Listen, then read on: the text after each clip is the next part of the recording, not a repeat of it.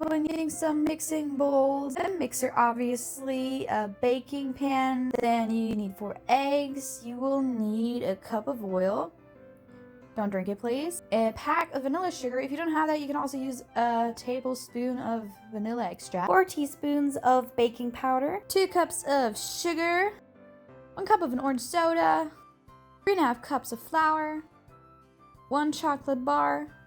Food coloring is optional. I used it because I wanted a colorful cake. Then you'll be needing 250 milliliters of whipped cream and 500 milliliters of sour cream, some chocolate cookies, and then you need some aluminum wrap. You can also use baking paper. What you do is you rip off a piece, put it on your pan bottom, voila, so the cake is easier to slide off later. You can rip the unnecessary pieces off and voila, there you go. Then you set the oven for 350 Fahrenheit.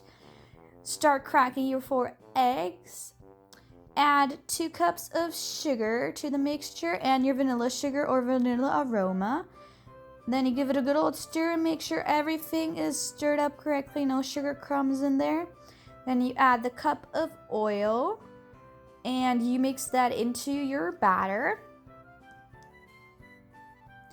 And then you slowly add the flour. You just do like a cup and then you mix again, add another cup, mix again, add another cup and a half cup and mix again. And you see the mixture was getting a little hard to mix, so we're gonna add the baking powder to it just because we have to add flour and baking powder together. And then we're gonna add the soda because this will make mixing a lot easier.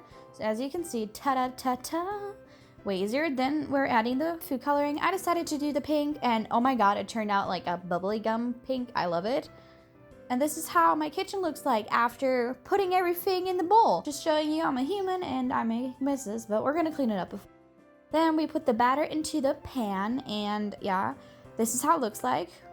We put the batter into the oven, leave it in there for about 50 minutes to an hour. Time for the side jobs. We're gonna chop up the chocolate. You can use it with a knife, or I have this beautiful grater that makes it into powdery chocolate, which is really cool. There you go. That's your powdered chocolate. Then it's time for the whipped cream. So we're gonna add 250 milliliters of whipped cream into a bowl. Boom, boom, and we're gonna whip that baby up. It takes about 4 minutes and until it looks like this. Then you add like 6 teaspoons of sugar to give it a little sweetness. Mix it up again.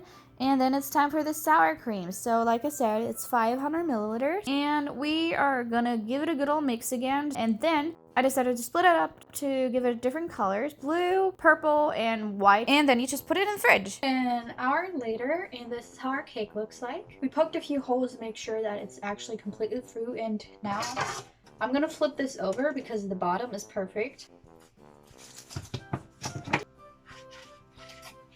And this is just the aluminum foil that we used for the baking paper. We're just gonna peel off like this. We're gonna let the cake cool off, and after that, it's time to decorate it with our whipped cream. Cake's completely cool. Now we're gonna do I think it's called crumb coat.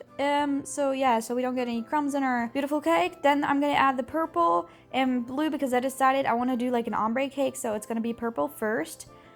And then we're adding the blue, so it's kind of like a swirly cake. I thought that looks pretty neat. Anyway, so we're gonna put the chocolate on top because obviously it's a Cookie Monster cake. And then we're gonna add some more frosting. Boom, this is how it looks like. Put it in the fridge. Add the cookies after you've refrigerated for about an hour so they stick to the frosting. Keep it refrigerated and it's good for about 1 to 3 days. Boom, you're welcome.